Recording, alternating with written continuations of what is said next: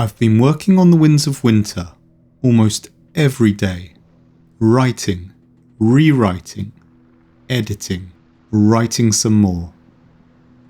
That's a quote from George R.R. Martin from the 22nd of July 2023. That's 12 years after the last book in his A Song of Fire and Ice series was published. Remember it, it's important. Martin is obviously getting very frustrated, both with his own failure to get the book done and with the fans for venting at him. Despite a previous video where I had a bit of fun at Martin's expense, I don't think the problem is distraction, laziness, or procrastination. My suspicion, from a writer's perspective, is that the sheer complexity of the story he's writing is what's causing the delay, and the seemingly endless cycle of rewrites and edits he describes. In this video, we're going to explain why adding complexity to a story makes it exponentially more difficult to write, and then we'll look at a few techniques for managing this. These include a couple Martin has successfully used himself in previous books. But first, here's a quick story to illustrate why complexity can be such an issue for authors like Martin. Legend has it there was once a king. Let's call him Robert, although Robert probably wasn't his real name, because most of the tellings set the story in India. A victim of his own success, there was nothing left to challenge the king, so he was bored. The king summoned his wisest of wise men. He asked the wise man to invent him a new game to keep him entertained, and promised him any reward he desired if he did. Unsurprisingly, the wise man agreed. Weeks later, the wise man was back, and he had brought the promised game with him. He had invented chess. The king loved chess and was more than happy to keep his part of the bargain. He asked the wise man what he wanted in return, and the wise man said this: "For the first square of the chessboard, all I want is 1 grain of rice. For the second, I want 2. For the third, 4, and for the fourth, 8. I want twice as many grains of rice on each successive square until we get to the end of the board." The king was delighted. Just a bit of rice. Maybe this wise man wasn't so smart after all. Well, that was his problem. A deal is a deal. The king ordered his master of coin to count out the rice, grinning to himself like a Cheshire cat, but he wasn't smiling for long. See, if we call the number of each square x, and the number of grains of rice it earns the wise man y, each square has 2 raised to the x minus 1 grains of rice allocated to it. For square number 8, that's still just 128 grains of rice, 255 grains of rice for the whole first row. But square number 32, halfway up the board, has 2.1 billion grains of rice allocated to it, and the first half of the board requires 4.3 billion grains of rice. Now that sounds like a lot, but rice isn't the most expensive of foodstuffs, and the cost of living crisis hadn't hit yet, so perhaps the king could afford it. But there was still half a board to go, and by the time the master of coin got to the last square on the chessboard, it was gonna cost the king this much more rice. That's 9.2 quintillion grains of rice, and to keep his deal across the whole board would cost the king 18.4 quintillion grains of rice. For context, that's enough rice to bury the entire subcontinent of India 100 meters deep in rice. And if you put all those grains of rice end to end, you can poke another galaxy. Now, there are various endings for the legend, including one where it turns out the wise man is a deity in disguise. But that doesn't really matter. What matters is, what's this got to do with George R.R. Martin and The Winds of Winter? Well, what the chessboard story is really about is complexity. And in our case, how writing a story becomes exponentially more difficult if you keep adding elements to it. Exponential means not just going up fast, going up faster and faster.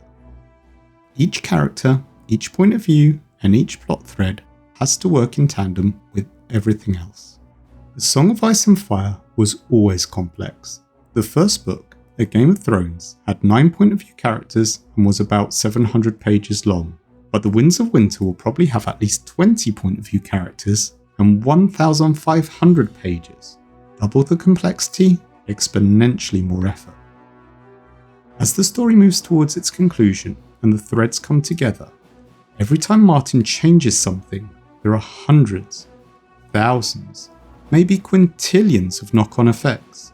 That's what he's dealing with. That's what's taking so long, and that's why he's having to rewrite and edit the same chapters over and over.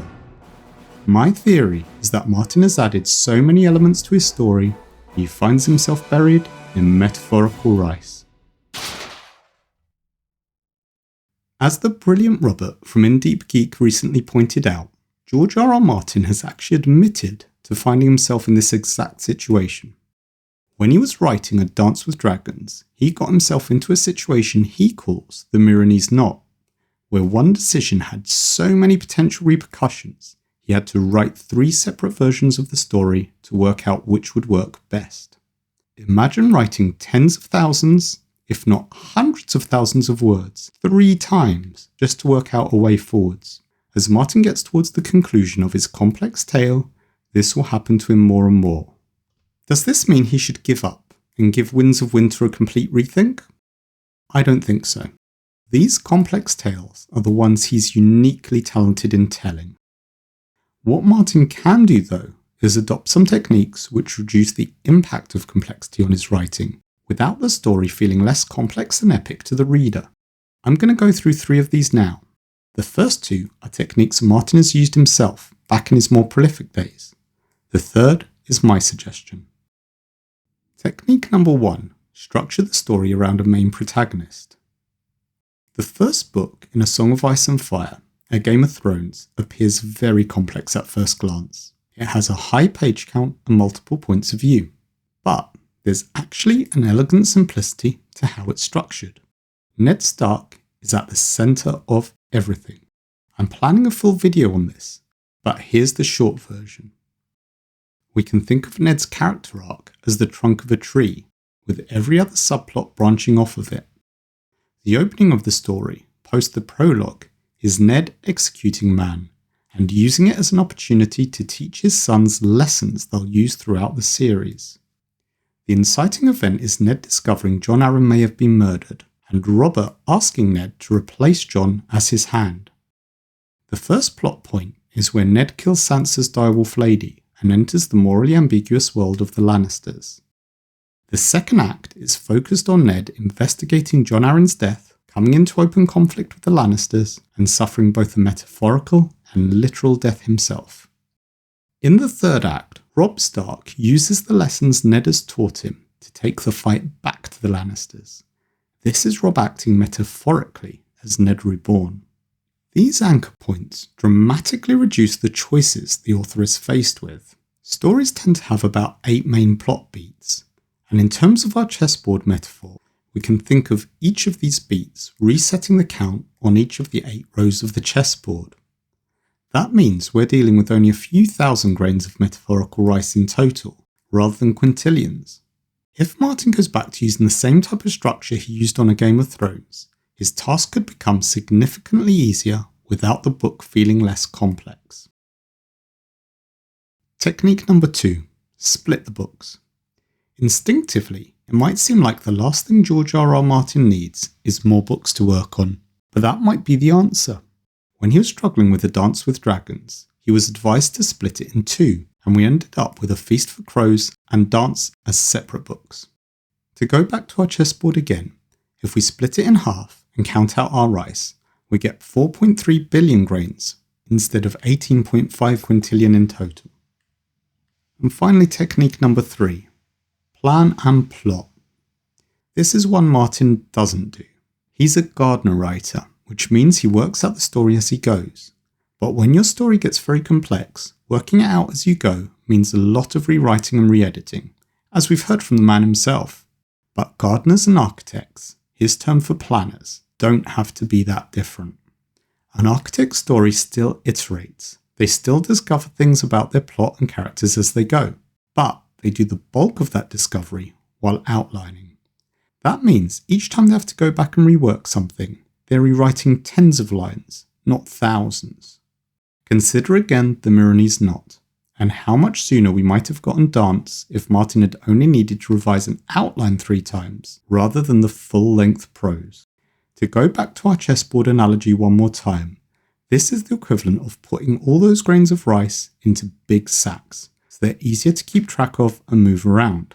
I cover my approach to story structure and novel planning in this video. So, in summary, as writers, we need to be on the lookout for complexity. We might think we're adding just one more element, one more character, one more location, but each time we do that, we're adding exponential more work for ourselves. That doesn't mean we should avoid telling rich, complex stories, but we need to manage that complexity. We can do that by applying structure, splitting the story down into sensible chunks, and trying to deal with as much of it as possible during the planning stage. But I'd also be really interested in what you think. Have you come across any other good techniques for managing complexity in your writing? Let me know in the comments below. Thanks for watching this video. I hope you enjoyed it. And thanks especially to anyone who hit like or subscribe. It really means a lot to me.